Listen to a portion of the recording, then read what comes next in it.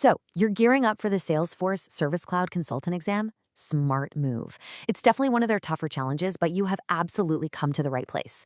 In this little tour, we're not just going to look at what to expect, we're going to figure out how to conquer it. Let's dive in. Okay, let's start with a really important number. 197. That's the total number of questions in the official question bank for this exam. Yeah, think of it as 197 hurdles standing between you and that awesome certification. And here's the number that really matters. 80%. That's the passing score. You know, you can't just wing this one. It demands a real, deep, hands-on understanding of the platform. The bar is set high.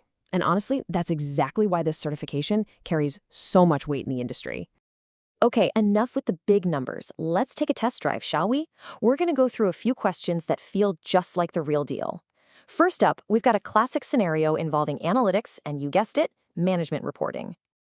This is a textbook consultant problem right here. A manager needs very specific data, broken down by call center, to track a key performance metric over time. You're the consultant in the room. What tool do you recommend? So your options are a case report, a case history report, or a dynamic dashboard. Now the first two, they sound pretty plausible, right? But remember those key requirements. Historical metrics, broken down by center, and it's all for one manager.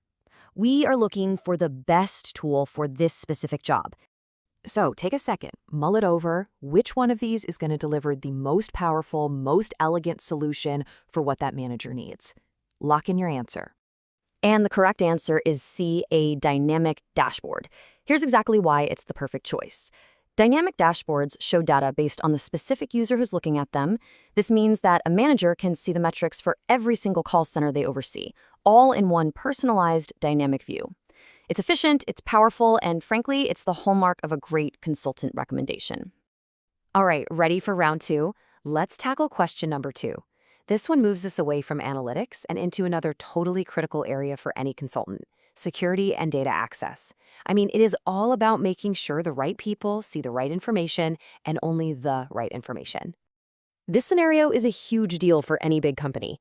You absolutely cannot have the finance team accidentally seeing sensitive HR articles or the sales team stumbling upon internal legal documents. Your job, as the consultant, is to build secure digital walls between these divisions. Now, you got to look at these options closely. They are designed to be tricky because they all use similar sounding terms: sharing rules, roles, data categories. But the real key to controlling visibility in Salesforce knowledge lies in a very, very specific combination of features. So think about the core architecture of Salesforce knowledge. What's the fundamental feature you use to organize all those articles and then control who gets to see what? And once again, the answer is C. And this is just a beautiful illustration of how Salesforce architecture works. The key here is using data categories. You create a separate category for each division, and then you leverage the role hierarchy to decide which roles can see which category. It's clean, it's scalable, and it is absolutely the most secure way to meet this requirement. Okay, let's move on to our final question. This one shifts gears again, moving from system architecture to a more day-to-day operational challenge: agent efficiency and process. This is the kind of real-world problem you'll be solving every single day as a consultant. We've all been there, right? Either as the agent or the customer. The chat just goes completely silent. The question here isn't about etiquette, it's about business process. What's the right protocol when an agent's time is a valuable resource and you've got other customers waiting in the queue? So what's the official procedure here? Do you end the session, mark it as inactive, or just wait? Each one of these choices has a direct impact on agent productivity and the call center's key metrics. Think about the ripple effects here. Which action is the best for the agent, for all the other customers waiting, and for the accuracy of the company's reporting? The correct business decision is A, end the session. Now, it might feel a little abrupt, but after a reasonable period of inactivity, like the 30 minutes they specified, that open session is just tying up a valuable resource. Ending it frees up the agent to help someone else and ensures all the session data gets reported correctly. So, after going through those examples, you can probably see this exam isn't really about memorization, is it? That's exactly why just trying to cram answers from exam dumps is a total recipe for failure. They teach you to recognize patterns, not to actually solve problems like a real consultant. The only way to succeed is to genuinely develop your critical thinking and decision-making skills. So the natural question is, okay, great. How do I build those skills effectively? Well, this is where a professional-grade prep tool can make all the difference in the world. CertificationExam.com, for example, is designed specifically for this, to help you move beyond just rote memorization and build the real confidence you need. The core of what they offer is an online web simulator. It gives you access to a huge bank of over 197 questions that are constantly being updated. You can use a practice mode to learn at your own speed, or when you're ready, you can switch to exam mode to simulate the pressure of the real thing. It's kind of like a gym for your consultant decision-making muscles.